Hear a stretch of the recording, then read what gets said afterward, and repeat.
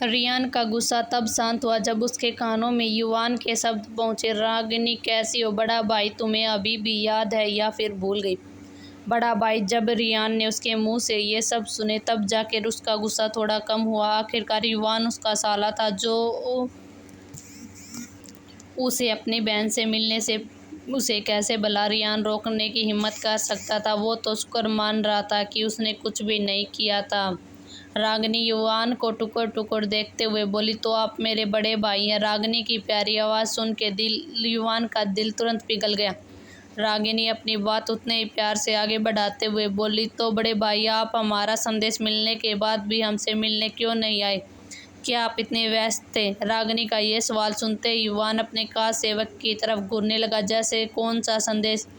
क्या उसकी बहन ने उसके लिए कोई संदेश छोड़ा था? अगर ऐसा था तो उसे मिला क्यों नहीं?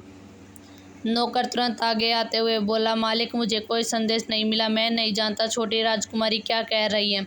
रागिनी मन ही मन बोली, अच्छा, बहुत अच्छा, बिल्कुल यही तो सुनना चाहती थी मैं। भीड़ वहाँ से धीरे धीरे जाने लगी थी, मगर जब उन्होंने कहानी में एक और ट्विस्ट देखा तो गपशप की खबरों के लिए वहीं रुक गए। आखिरी भी तो यही चाहती थी कि थोड़ी देर और भीड़ यहीं रहे ताकि रागिनी ने जो इंतजाम यामिनी के लिए किए थे वो उनका मजा ले सके। रागिनी अपने बड़े भाई को देखकर बोली, मैं सच बोल रही हूँ बड़े भाई, विश्वास नहीं है तो बड़ी दीदी से पूछ लीजिए। उनकी दासी ने खुद होटल के एक नौकर को पैसों से भरी पोटली दी ताकि वो आप तक हमारे आने का संदेश पहुंचा सके, है ना बड़ी बहन? रागिनी ने घुमा फिरा कर फिर से एक बार फिर यामिनी पर हिला दिया था। फिर वो बड़ी मासूमियत से आगे बोली, लगता है उस नौकर ने पैसे ले लिए मगर दीदी का संदेश नहीं पहुंचाया। बड़े भाई के पास बड़े ही लालची किस्म के लोग हैं यहाँ के। यामिनी का गुस्सा उसकी सीमा पार कर चुका था। उसका शरीर बुरी तरह से गर्म होने लगा था। उसके दिमाग पे से काबू छूट रहा था। उसे इतनी गर्मी लग रही थी कि उसका मन कर रहा था अपने सारे कपड़ों को यही निकाल कर फेंकते, मगर अभी भी शायद उसकी थोड़ी सी समझ बची थी जिसने उसे ये करने से रोक दिया।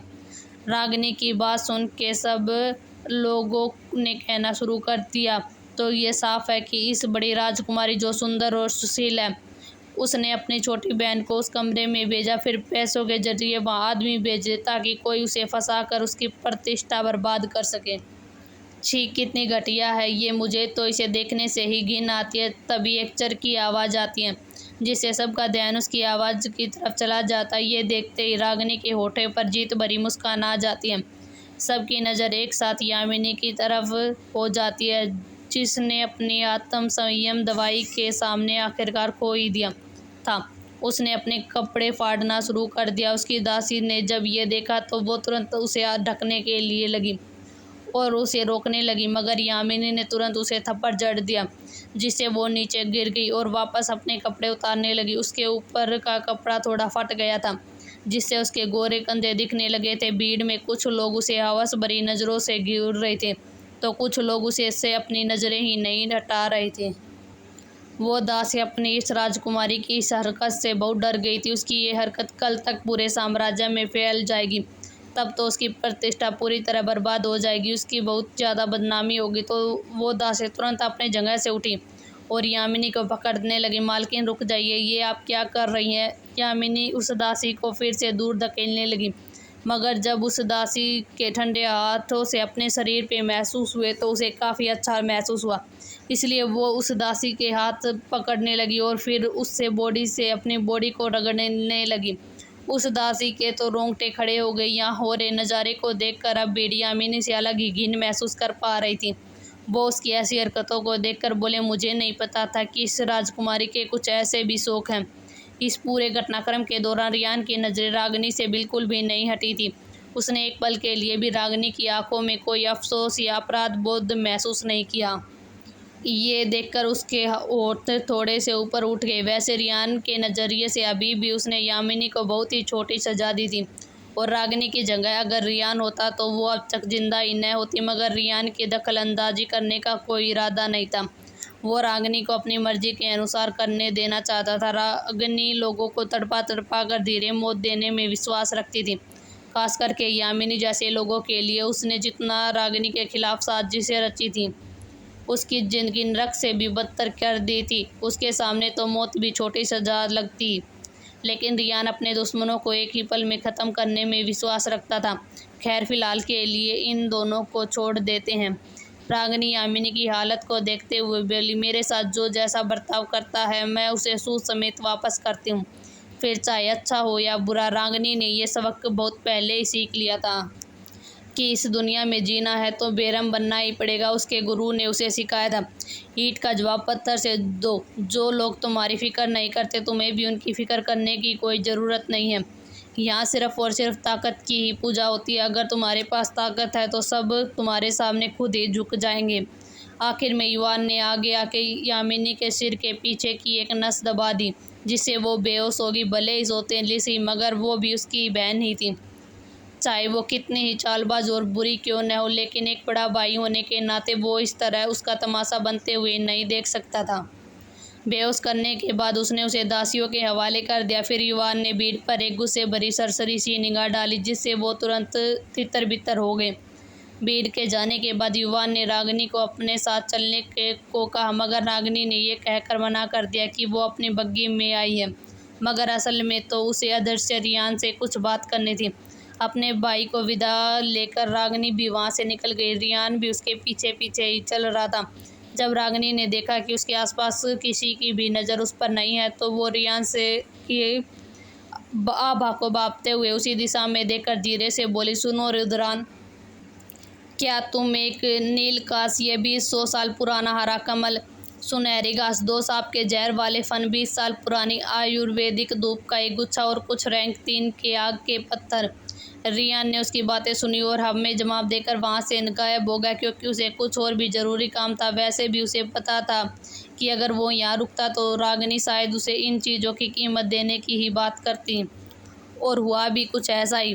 रागिनी अपनी बात आगे बढ़ाते हुए बोली, मैं जानती हूँ इन सब की कीमत बहुत ही ज़्यादा है, लेकिन तुम चिंता मत करो, मैं तुम्हें इसकी अच्छी कीमत दूंगी।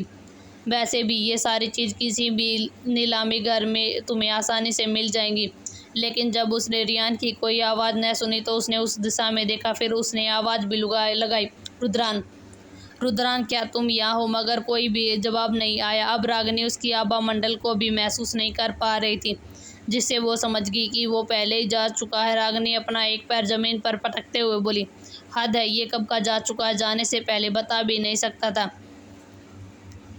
मैं खुद से ही बकबक किए जा रही थी। कम से कम ये सुन लेता कि कब और कहाँ पहुँचाना है।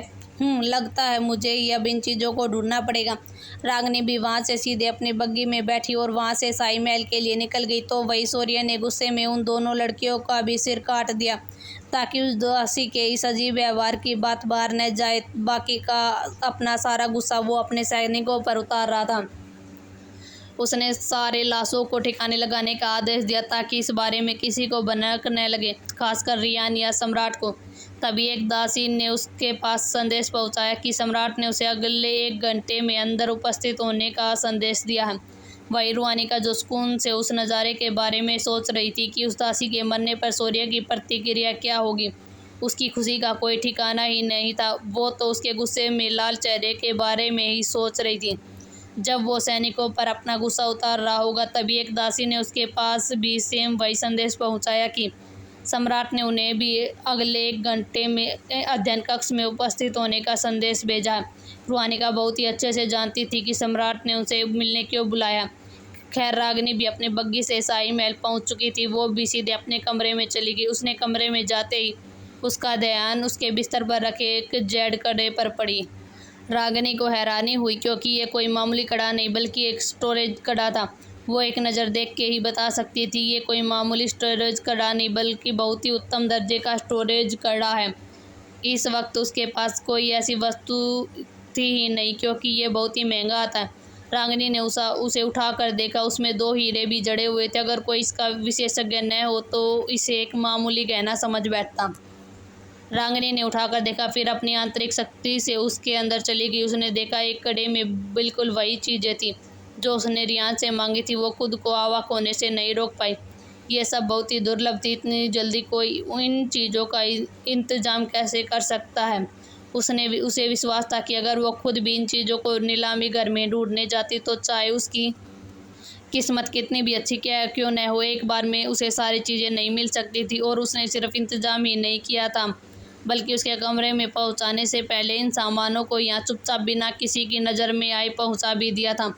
ऐसा तो कोई भी वही व्यक्ति कर सकता है जो बहुत ही शक्तिशाली हो और साथ ही साथ उसे इस राजमहल के चप्पे चप्पे की जानकारी हो, या फिर वो राजमहल में किसी ऊंचे पद पर हो, वरना उसे इतनी जल्दी रागिनी कहाँ रुकी है इस बात का कैसे पता चल सकता था। ये पहली बार था जब रागिनी किसी की पहचान का अंदाज़ा नहीं लगा पा रही थी।